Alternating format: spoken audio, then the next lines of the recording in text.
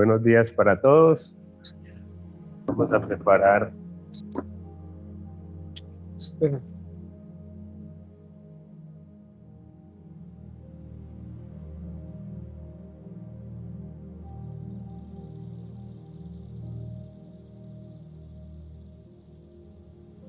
Aquí quedamos la vez pasada en esta diapositiva. Gracias. Cuando un presidente termina su mandato, los medios de comunicación, noticieros, hacen un recuento de cómo entró y cómo salió. Y muestran cómo el presidente sale mucho más viejo, más arrugado, más canas, se le ha caído el pelo. Y entonces nosotros nos tenemos que hacer la pregunta es, si es el hombre más poderoso del país, tiene el poder económico, el poder militar, el poder político, ¿por qué sus telómeros se reducen más rápido? Y la respuesta está en la biología. Acuérdense que estamos hablando de la biología.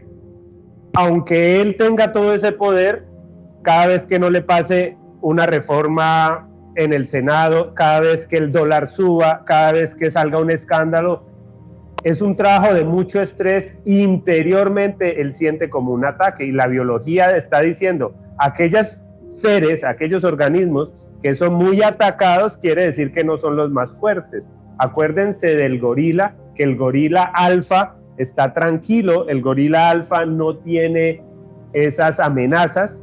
Entonces, lo que les quiero decir es que la administración de los telómeros no necesariamente tiene que ver con un tema económico o un poder político o un poder militar, sino que tiene que ver con la biología interna de cada persona. Hay personas que ganan salario mínimo. Yo he trabajado con este tipo de personas y son personas sabias porque le han cogido el sabor a la vida, y son personas que viven alegres, que se ríen de sus problemas, y estoy completamente segura que a esas personas los telómeros se les reducen menos rápido que al presidente.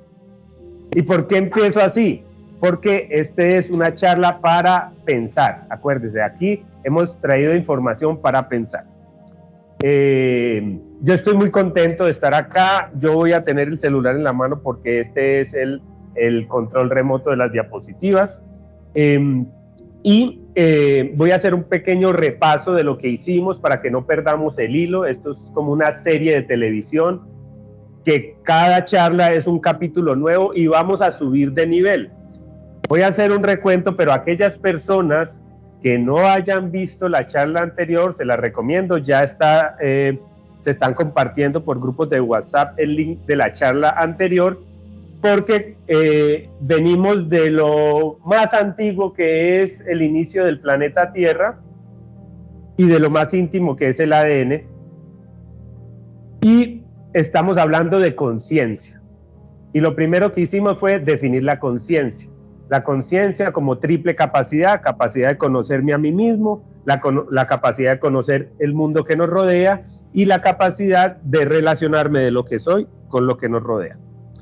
Y la conciencia, ¿por qué? Como decía Nelson, para el autocuidado, pero la conciencia es muy amplia, y la idea es buscar que la conciencia sirva para vivir mejor. Y si yo quiero vivir mejor, decíamos, tengo que ir con el viento a favor. Y para ir con el viento a favor, tengo que encontrar el sentido de la vida. Y para encontrar el sentido de la vida, nos fuimos hasta el ADN y vimos cuáles eran los 3 objetivos del ADN que nos dan pistas sobre el sentido de la vida. Y el ADN tenía el sentido, o tiene el sentido, de sobrevivir, copiar su información y evolucionar.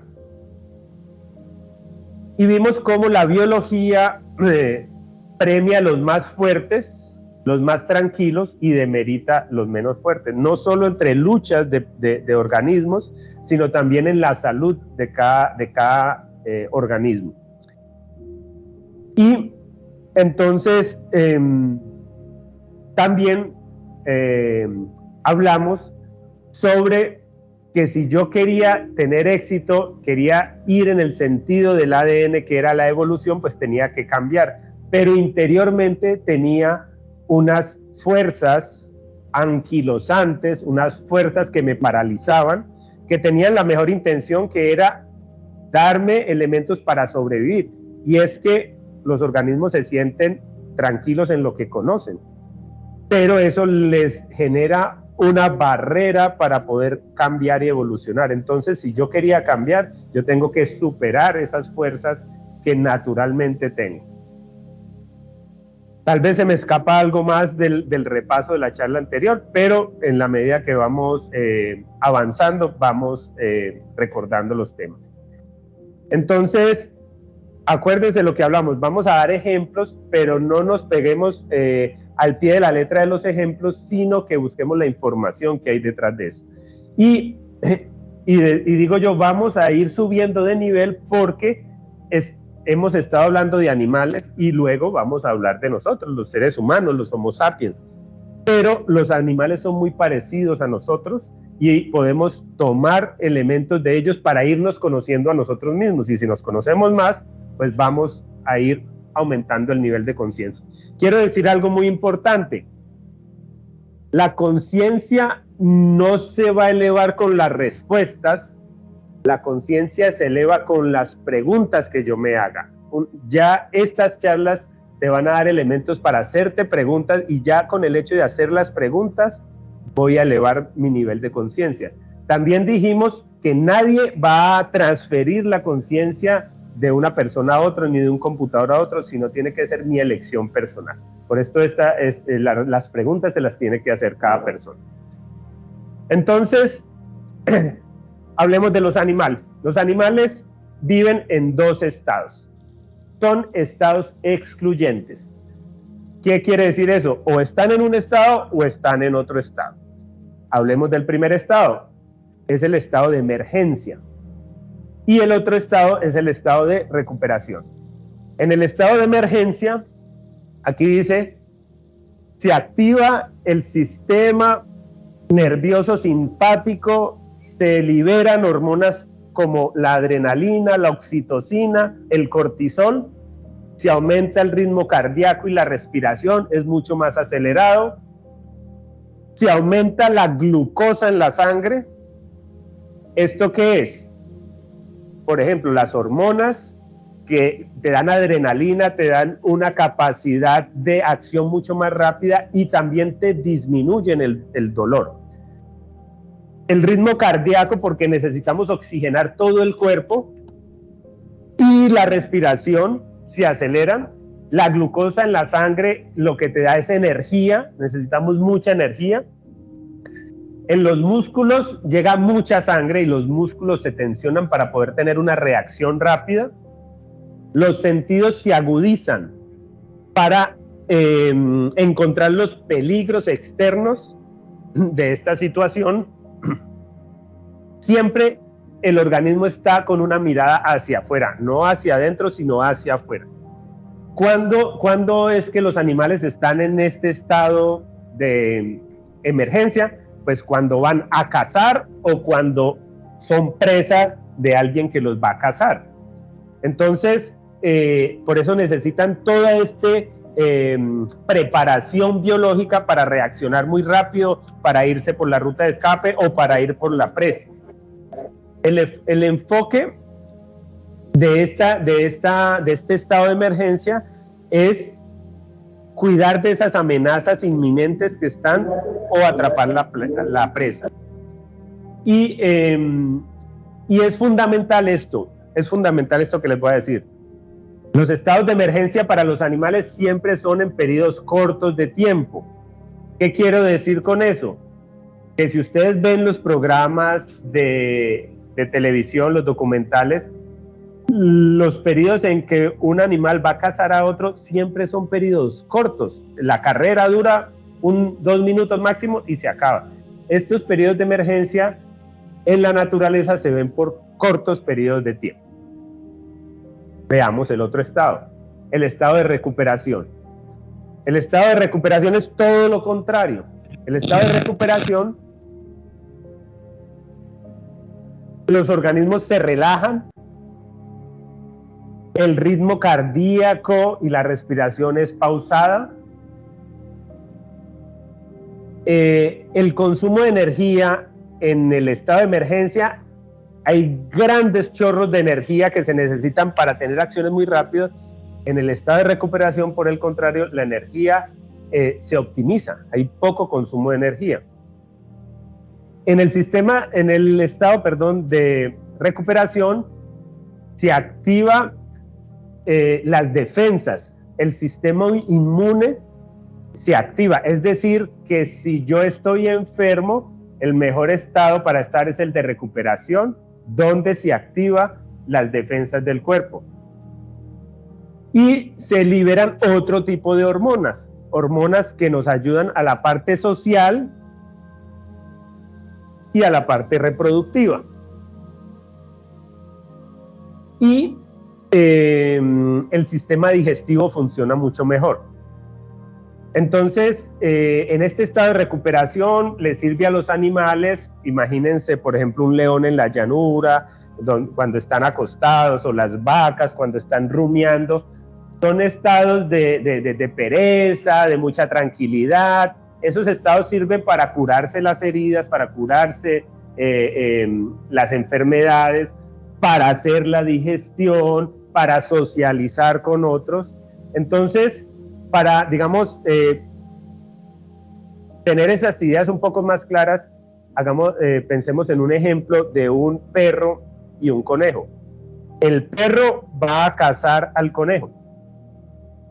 Los dos, en ese estado de emergencia, tienen que activar lo mismo. La sangre tiene que ir a los músculos se tensan, el corazón late fuerte, los pulmones también trabajan rápido, la sangre se llena de azúcar para que tenga mucha energía, los ojos se enfocan en su objetivo. Entonces, por decir algo, si el conejo encuentra que hay un paso reducido por donde se puede escapar, pues por ahí se va a meter. No importa que se vaya a rasgar con algunas espinas, porque su objetivo es sobrevivir.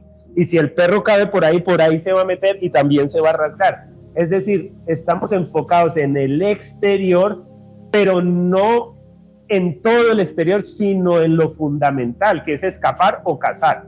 Y pueden resultar lastimados, y por eso más adelante tienen que ir a un estado de recuperación para recuperar aquellas cosas pues que se hubieran lastimado. Entonces, veámoslo con varias características y veamos cómo eso nos puede asociar con nuestra vida. En el estado de emergencia, el ritmo cardíaco es rápido, en el estado de recuperación es lento. Aquí ya les voy a dar una pista. Cuando yo estoy dando estas razones, ustedes deben de ir pensando en ustedes mismos, y aquí vamos a dar un concepto que se llama la autoobservación.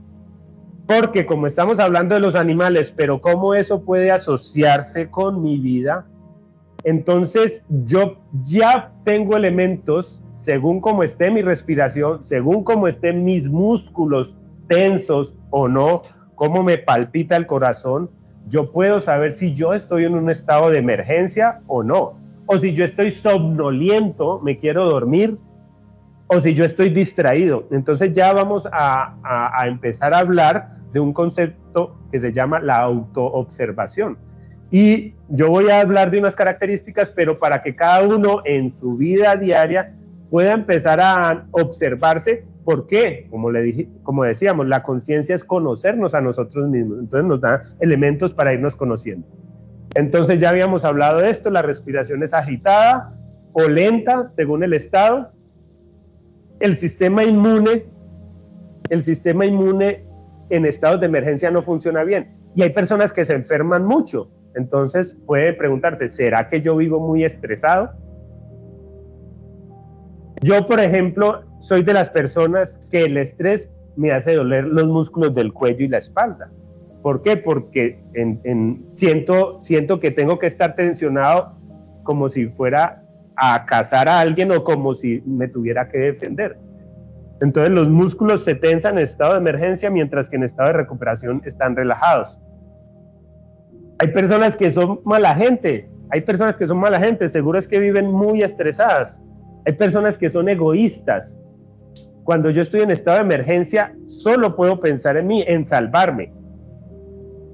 Mientras que en estado de relajación puedo compartir con otros.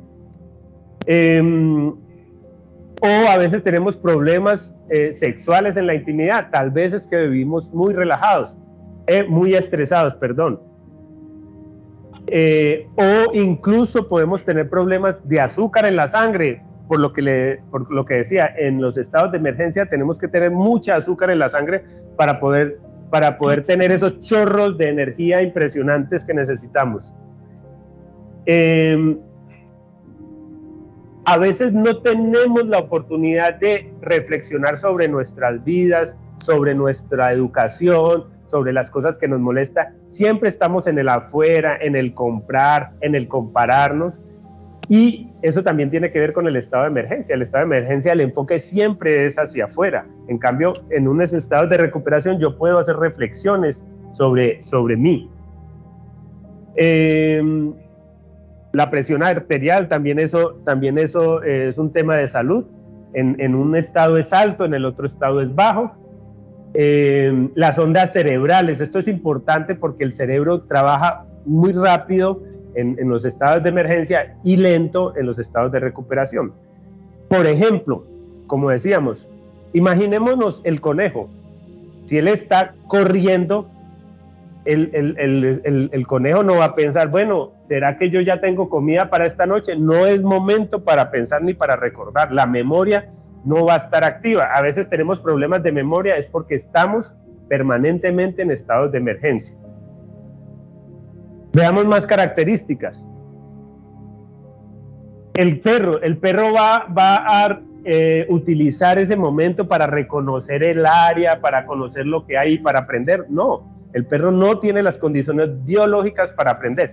¿Y esto por qué es importante? Porque a veces vamos a capacitaciones y no entendemos nada. Seguramente vamos estresados porque la mente permanentemente nos está hablando de nuestros problemas y eso nos puede afectar nuestros estados. Entonces, en estados de emergencia no es el mejor estado para aprender, por ejemplo. Pero, tampoco podemos irnos para el otro lado. Permanentemente en estados de recuperación tampoco es positivo, porque mientras yo estoy en estados de emergencia, yo tengo mucha energía, mucha concentración, porque tengo que escapar.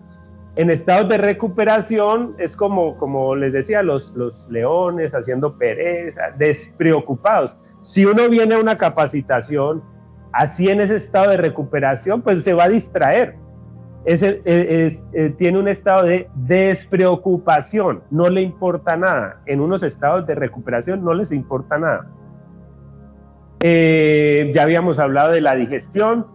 Por ejemplo, si yo vengo a una capacitación en estado de recuperación, pues me voy a dormir, tengo tendencia a dormirme como si estuviera haciendo pereza. Tampoco es positivo irse para el otro lado permanentemente. Por eso es importante la autoobservación para saber cuándo aplico un estado y cuándo aplico otro.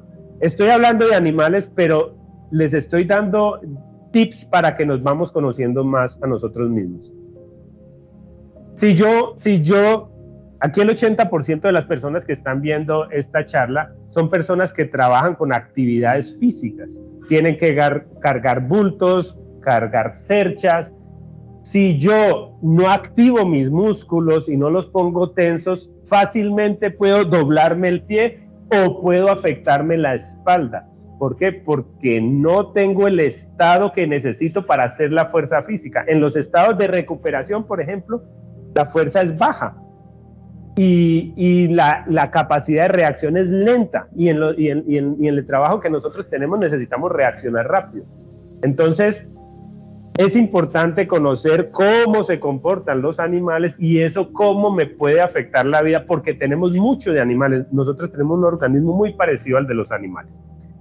Por último, pues decirles que en los animales las principales actividades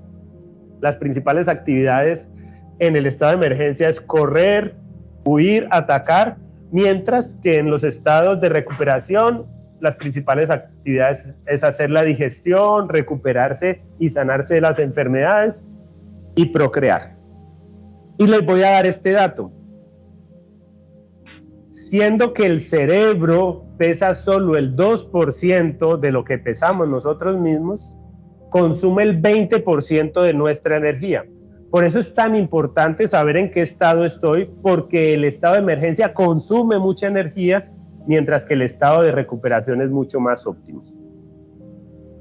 Bueno, vamos a entrar a un nuevo capítulo. Este capítulo tiene que ver con la evolución del hombre y hacernos más preguntas.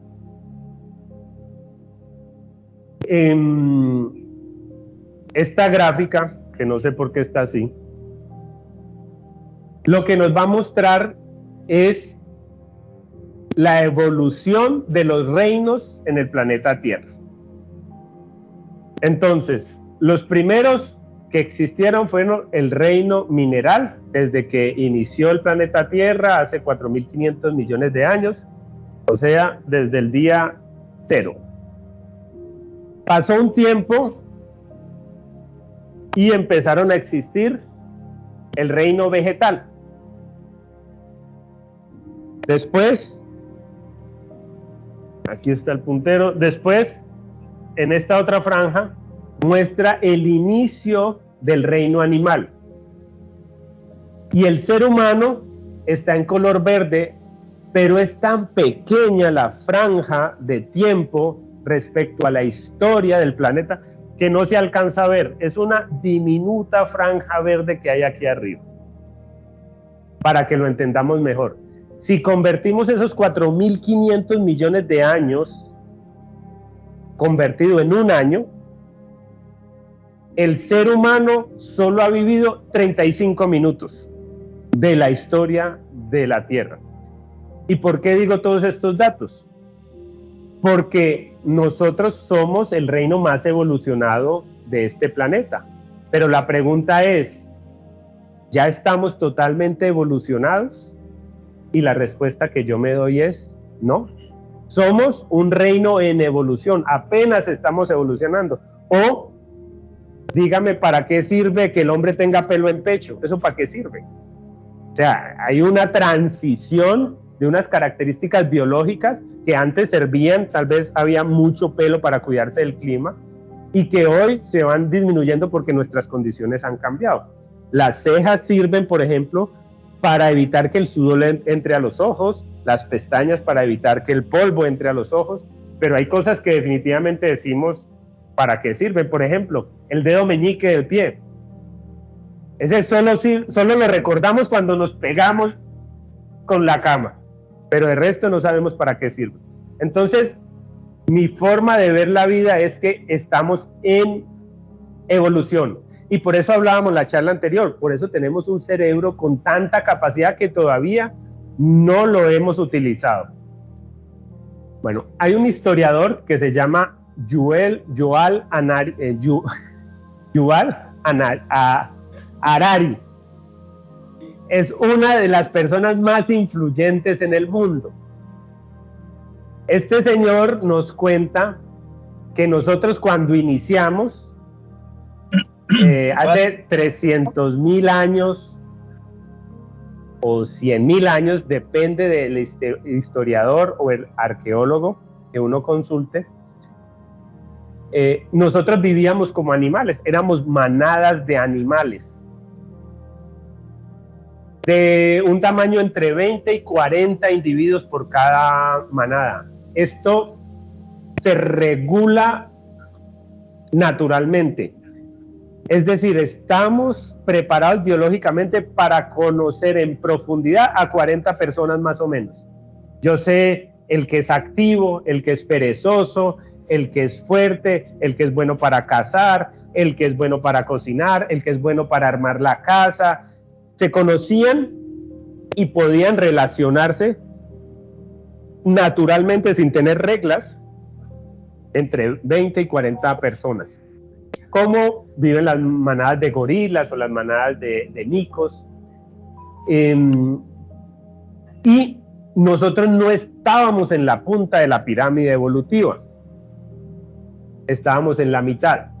Por encima de nosotros estaban los leones, los tiburones, los tigres. Tanto es que los arqueólogos, cuando han encontrado las herramientas de aquella época, las herramientas que encontraron servían, era para partir los huesos. Los seres humanos tenían que esperar que otras especies comieran su presa, y luego ellos llegaran a partir los huesos para sacar algo de nutrientes. Es decir, nosotros cuando empezamos nuestra historia, nosotros empezamos más o menos en la mitad de la pirámide evolutiva del planeta. Y esto es importante, ¿por qué? Porque somos la primera especie de este planeta que ha trascendido la biología. ¿Y qué quiero decir con eso? Después de estos 300.000 años o después de estos 100.000 años, toda nuestra evolución ha sido por temas mentales, no por temas biológicos. Los otros reinos han evolucionado, tanto las plantas como los animales han evolucionado por temas biológicos, pero nosotros hemos evolucionado porque hemos puesto a trabajar la mente. Y eso lo hablábamos en la primera charla. El uso de nuestra mente es lo que nos ha traído hasta acá. Y esta información, ¿por qué es importante? Porque nosotros biológicamente estamos hechos y preparados para vivir como se vivía hace 300.000 años. Éramos hombres recolectores, trabajábamos solo 36 horas a la semana, caminábamos permanentemente, recogíamos los vegetales, recogíamos las frutas, cazábamos algunos animales y nos la pasábamos charlando con ese grupo o interaccionando con ese grupo de 20 a 40 personas permanentemente. Biológicamente hablando, así estamos configurados. ¿Y por qué les digo esto? Por ejemplo, porque en el desarrollo de la mente y de la innovación empezamos a inventar cosas en el alimento. Imagínense mucho más adelante, cuando ya éramos ciudades y cuando habían guerras, un batallón de 1.000 personas. ¿Cómo alimentaban esas 1.000 personas? Entonces, en aquella época no existían refrigeradores. ¿Y cómo hacían para conservar la comida? Entonces nos inventamos el azúcar. Y con el azúcar podíamos conservar la fruta en mermeladas por mucho más tiempo. Y le buscamos uso a la sal. Y podemos, en Santander se come algo que es la carne salada o la carne oreada, carne al sol con sal, que puede durar mucho tiempo sin estar refrigerada. Y también le buscamos uso al aceite, y entonces habían pailas para cocinar muy rápido el alimento y poder alimentar todas las tropas. Estos han sido inventos producto de la innovación del ser humano. Pero como hemos evolucionado mucho más rápido que la biología, cuando las personas son mayores y van al médico, ¿qué es lo primero que le quitan? El azúcar, la sal, las grasas y las harinas. ¿Por qué? Porque biológicamente esas moléculas de eso que inventamos no se digieren tan bien como las frutas, las verduras y algunas carnes. Entonces, entender cómo está diseñada nuestra biología nos sirve para saber cómo alimentarnos. No les estoy diciendo que cambien su dieta, pero que sí que sean más conscientes de saber qué comen y qué no comen y cómo poder comer más saludable. Otro ejemplo, si nosotros sabemos que nuestra biología está hecha para tener una actividad física permanente, cazar, recoger, quiere decir que no estamos diseñados biológicamente para estar sentados 8 horas todo el tiempo. Si nosotros le decimos a nuestro cuerpo que vamos a estar sentados, entonces la biología misma nos va a decir, esta persona no es de los mejores, no me sirve para multiplicarlo, y nos empieza a afectar la salud. El sedentarismo no es bueno.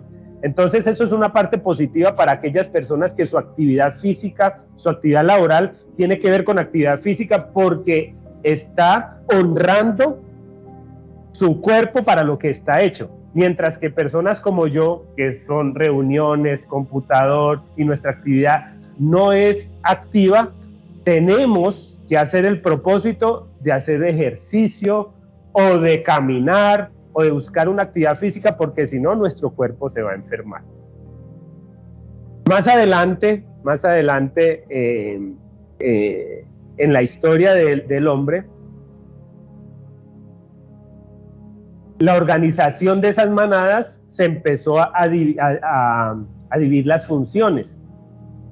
Y esto también es importante conocerlo porque los machos se iban a cazar. ¿Y qué tiene que hacer un macho cuando sale de casa? Tiene que estar totalmente callado. ¿Por qué? Porque si hace ruido, las presas se le van a ir. Las presas no pueden darse cuenta de que los van a cazar. Mientras que las hembras de esas manadas, ¿cuál era su actividad? Cuidar las crías, porque las crías de los Homo sapiens o de los seres humanos pues son muy débiles, diferentes, por decir algo, la cría de un caballo que nace y al momentico ya está caminando. Nosotros nos tardamos un año para dar los primeros pasos. Entonces había gente de la manada que tenía que cuidar las crías, alistar el campamento, conservar el fuego, y todas esas actividades necesitaban coordinación. Esas personas eran las hembras y por lo tanto necesitaban de esa coordinación. Cuando se fue desarrollando el lenguaje, los machos pues hablaban poco y las hembras tenían que hablar mucho para la coordinación. Entonces, ¿qué han encontrado los científicos?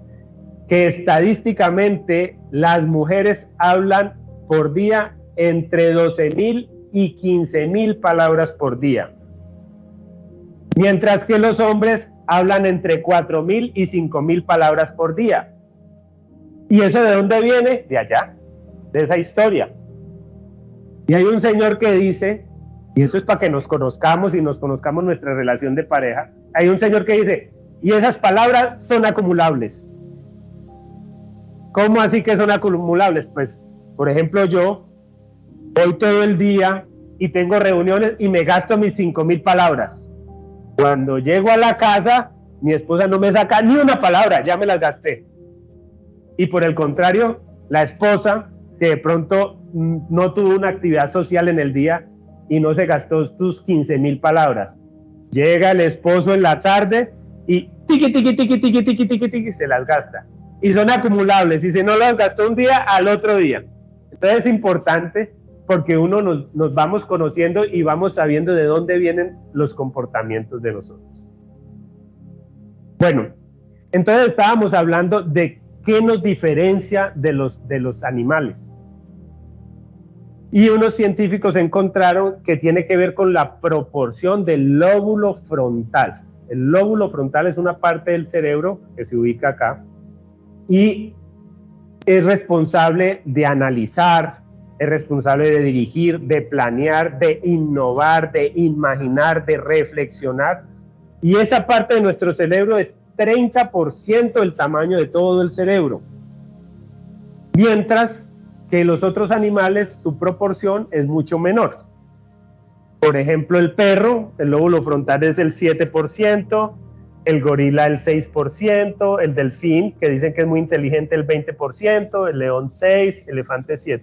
El ser humano tiene el 30%. ¿Cómo llegamos a ese 30%? Un amigo mío me dijo que puede ser por la dieta, puede ser por el consumo de ciertas carnes, hizo que se desarrollara ese lóbulo frontal. Pero lo más importante no es que tengamos el lóbulo frontal, lo más importante es qué hacemos con ese lóbulo frontal. Y a diferencia de los animales, empezamos a tener percepción del yo. Nosotros somos las primeras especies que tenemos autoconciencia. Somos la primera especie que podemos imaginar. Somos la primera especie que tiene la capacidad de reflexionar, de tener pensamiento crítico, de tener pensamiento simbólico. Si no tuviéramos pensamiento simbólico, no podríamos haber creado el lenguaje. Tenemos capacidad de planear el futuro.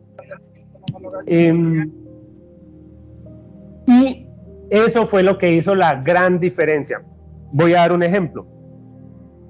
Al inicio de nuestros días existían otros seres parecidos a nosotros que se llamaban los neandertales. Los neandertales eran el doble de grandes de nosotros, mucho más fuertes, más resistentes, y también vivían en manadas de 20 a 40 personas. Y como eran más fuertes, fueron migrando hacia el norte, porque los investigadores han dicho que en la vida humana se encuentran los principales restos en África, y estos neandertales se encontraron sus restos en Europa. Pero nosotros no somos descendientes de los neandertales, somos descendientes de los Homo sapiens. ¿Y cómo? ¿Y qué dicen los historiadores? Que los Homo sapiens acabaron con los neandertales. Pero ¿cómo fue posible que los Homo sapiens acabaran con los neandertales? Y la razón está en el lóbulo frontal, la razón está en la imaginación. Porque, como les decía, estos organismos se reunían en manadas de 20 a 40 personas y se autorregulaban. No podían ser mayores porque eso es como un sistema. Y cuando hay más, pues el sistema no funciona bien. Por eso las manadas tienen más o menos esa cantidad de personas. Cuando el ser humano empezó a usar el lóbulo frontal y empezó a imaginar, empezó a crear mitos. Entonces, por ejemplo, un mito puede ser el rey sol que me da la energía, que me da el alimento. Y cuando dos manadas compraban ese mismo mito, entonces se podían unir porque tenían algo en común. ¿Y qué le pasó a los neandertales? Pues que los neandertales no usaron ese lóbulo frontal y se quedaron en manadas de 20, y de pronto llegaban Homo sapiens con manadas de 100, con manadas de 200, y acabaron con los neandertales. El lóbulo frontal fue lo que hizo que pudiéramos tener nuestras primeras redes de colaboración. Las redes de colaboración son, por ejemplo, las ciudades. Unas personas hacen unas cosas, otras personas hacen otras cosas. Entonces, como decía, los mitos fueron una parte importante para nuestra evolución. Y una parte importante es salir del día a día, de estar pensando en lo mismo de todos los días, en levantarme, comer, trabajar, dormir, reproducirme y ya, ver televisión. Poder hacer preguntas, y de eso se trata esta charla. Por eso yo les doy mucha información, pero la idea es que ustedes se vayan para sus casas y piensen y se hagan preguntas, porque es el uso de la mente el que nos ha traído hasta acá, y hacer esas preguntas trascendentales lo que nos ha hecho humanos. Y como les decía ahora, somos la primera especie que ha trascendido la biología. Voy a hacer un paréntesis y voy a hablar del ego. Hay muchas formas de hablar del ego en la psicología, y es un concepto a veces difícil de entender.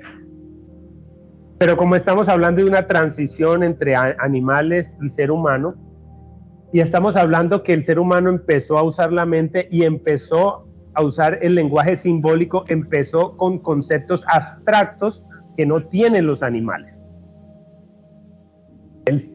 Y es importante hacer la aclaración y la diferencia entre cerebro y mente. Son dos cosas totalmente diferentes. El cerebro es el hardware y la mente son las aplicaciones o el software, como los teléfonos inteligentes. El teléfono es el hardware y las aplicaciones que hay metidas son el software. Es decir, el teléfono es el cerebro y las aplicaciones son la mente. Hay teléfonos muy buenos, pero los llenamos de basura. ¿Qué nos va a dar? Basura, aplicaciones malas. Y podemos tener otros teléfonos no tan buenos, pero que le metamos una programación mucho mejor, unas aplicaciones mejores, pues va a tener una muy buena funcionalidad para lo que necesita. Entonces, el ego es como un programa que está en nuestra mente, ¿sí? Pero está entre la mitad, entre el hombre y el animal. Y usa los programas mentales abstractos, pero para vivir como animal. Es decir, el hombre, como trascendió la biología, puede, es una elección, trascender, de pasar de estar superviviendo a construir la vida. El hombre puede pasar de supervivir a vivir, y eso es un paso más en la escala de la evolución. Y muchos seres humanos hemos vivido en la supervivencia. No actuamos como animales, y si usamos nuestra mente podemos pasar al siguiente nivel, que es vivir, que es muy diferente. Pero el ego lo que hace es vivir en el estado de supervivencia. Entonces un animal siempre ve su vida en riesgo si hay otro animal que le puede quitar la comida o se puede sentir atacado. Entonces el ego computa toda esa información y a veces nos da esa información a nuestra vida. El objetivo es la supervivencia. El ego siempre vive en un estado de supervivencia. Y el ego también lo que hace es multiplicar el yo. Ya dijimos que uno de los grandes avances de la evolución es tener la percepción del yo, de autoconciencia, pero el ego es lo que dice: primero yo, segundo yo, tercero yo, todo para mí, cuando yo quiera. El ego es el que crea el egocentrismo, el egoísmo. ¿Por qué yo tengo que ser egoísta? Porque vivo en un estado de supervivencia. Si no cojo todo para mí, puedo estar en riesgo mi vida.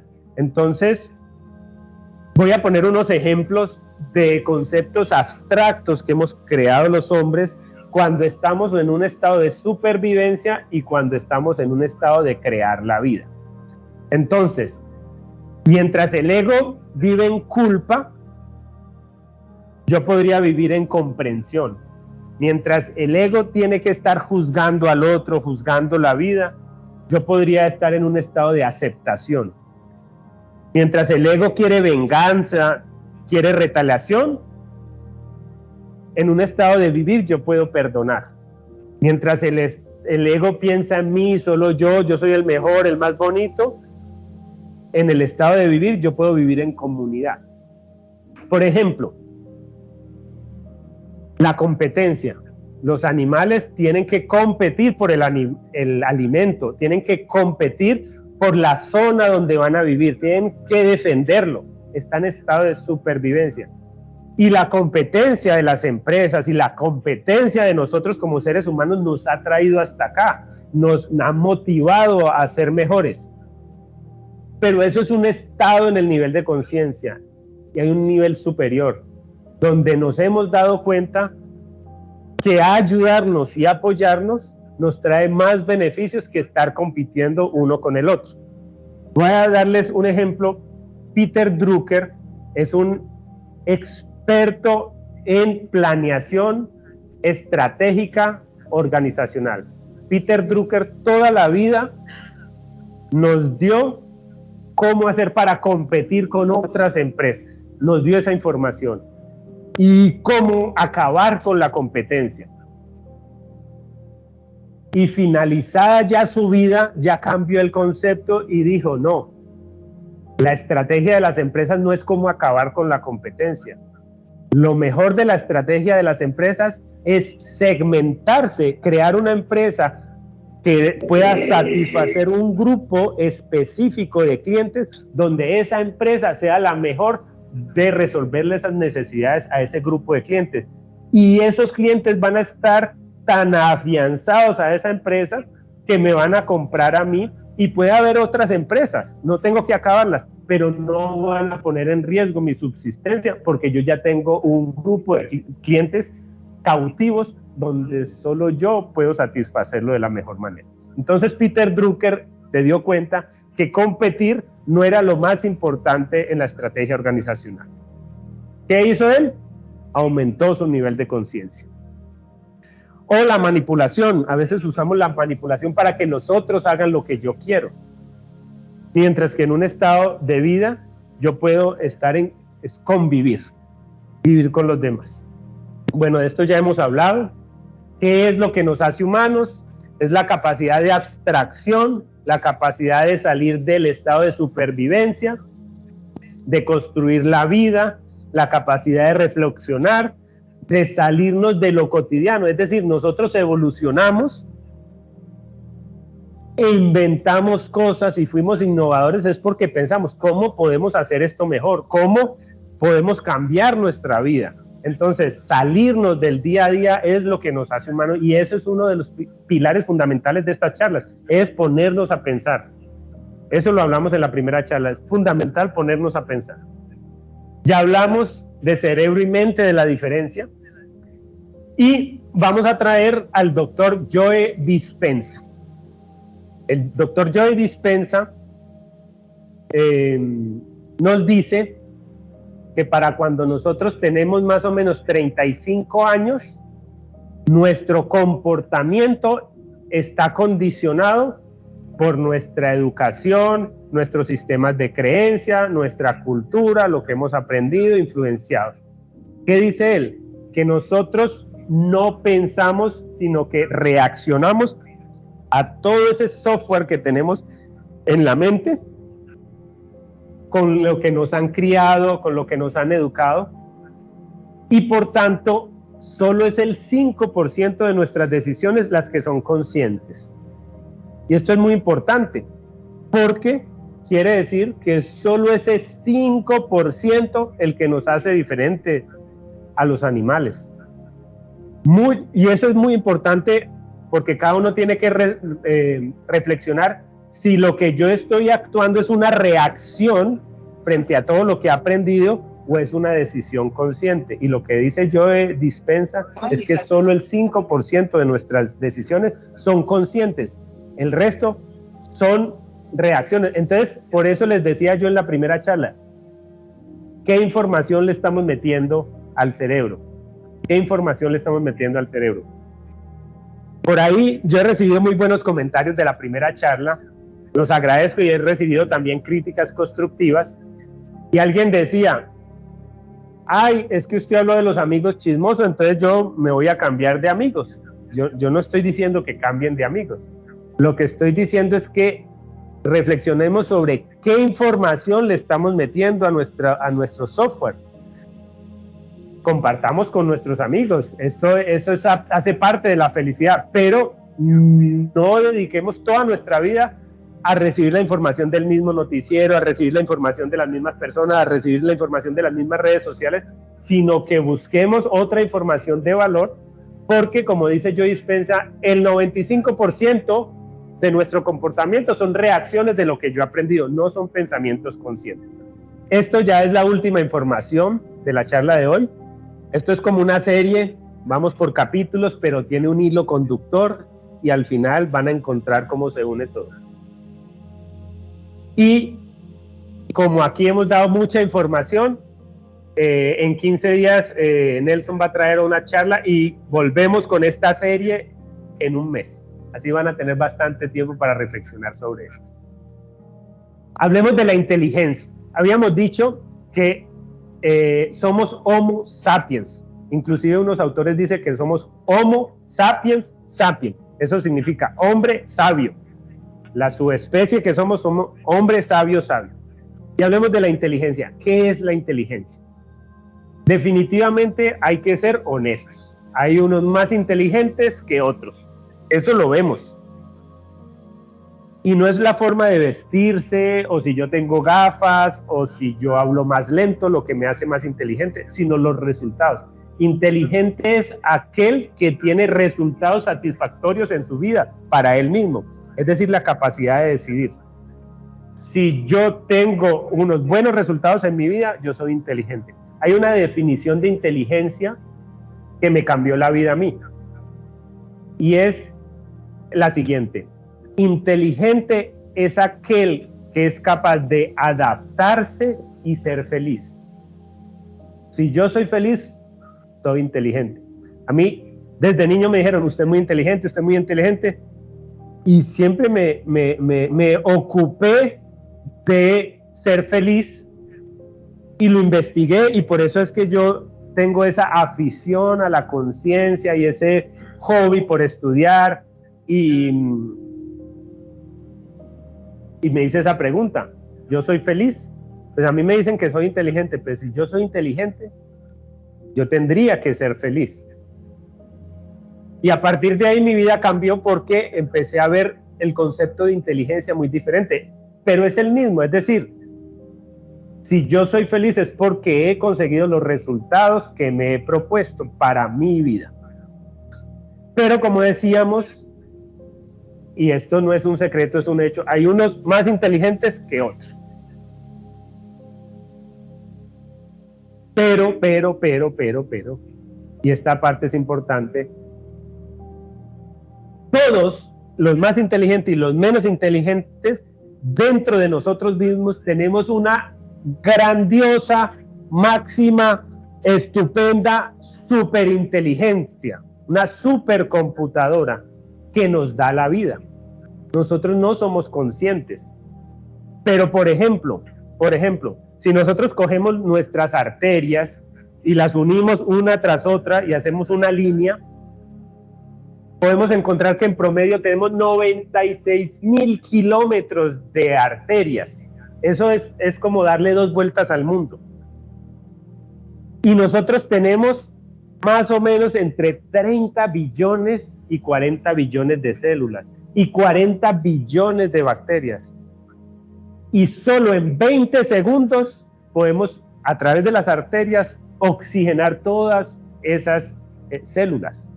En 20 segundos. Imagínense cómo funciona de bien nuestro organismo para poder cumplir todas esas funciones. Tiene la capacidad de llenar una piscina cada día. Entonces, y esto otro que ya lo hemos hablado, cada segundo se mueren entre 25.000 y 125.000 células y nacen otras. Ahí se murieron 25.000, otras 25.000, y no somos conscientes de eso. Entonces, es una máquina súper inteligente que nos da la vida, y todos, tanto el que no es tan inteligente como el que sí es inteligente, intrínsecamente tiene esa inteligencia que nos da la vida, y no somos conscientes. Podemos hacernos conscientes de algunas cosas, respirar y ser conscientes de nuestra respiración, sentir el latido del corazón. Y si somos muy sabios, podríamos llegar a conectar con esa superinteligencia que nos da la vida y tener información mejor para nuestra vida. Y eso podemos irlo charlando en otras ocasiones. Entonces tenemos esa inteligencia máxima, suprema, extraordinaria, que funciona mejor que cualquier computadora, que nos da la vida instante en instante. Nosotros no somos capaces de contar a 50 en un segundo, y en un segundo ya creamos 125.000 células en un segundo. Ahí va. Entonces es una inteligencia, y esa inteligencia, con ese funcionamiento circulatorio, con el sistema digestivo, con todos los sistemas, pues vive con una energía. Esa energía de esa superinteligencia la voy a llamar energía vital, energía que nos da la vida. Entonces, la pregunta, ya para terminar, que tenemos que hacer es: ¿en qué nos estamos gastando esa energía vital? Y esta es lo que quiero que se lleven para sus casas. Esto es lo que yo quiero que se lleven para su casa. Donde yo ponga mi atención, ahí pongo mi energía. Donde yo ponga mi atención, ahí pongo mi energía. ¿Cuál es esa energía máxima que me da la vida? Por ejemplo, quiero chutar un balón de fútbol. Pongo mi atención en el balón de fútbol y le doy toda mi energía y disparo. O un balón de básquet, pongo toda mi energía, mi atención, perdón, pongo mi atención y allá va mi energía. Pero también sirve en la parte negativa. Si a mí no me gusta el presidente, si a mí no me gusta algunos políticos corruptos, si a mí no me gusta una vecina chismosa, cada segundo de mi vida que yo piense, ponga mi atención en esa persona que no me gusta, estoy gastando mi energía vital en esa persona. Donde pongo mi atención, pongo mi energía. Estoy viviendo ese segundo en función de esas cosas que no me gustan. Donde pongo mi atención, pongo mi energía. Y los políticos saben muy bien eso. Y los políticos dicen, a mí no me importa que hablen bien o que hablen mal de mí, pero que hablen. De esa manera los voy a controlar porque tengo sus vidas para mí, gastan sus vidas en mí y yo puedo tener su atención. Entonces, yo me hago esa pregunta, tenemos esa superinteligencia porque es muy grande. ¿En dónde la queremos invertir? Y entonces tenemos que pensar en dónde voy a poner mi atención. Cada instante donde yo ponga mi atención, ahí estoy poniendo mi energía. Bueno, muchas gracias y nos vemos en un mes. Gracias.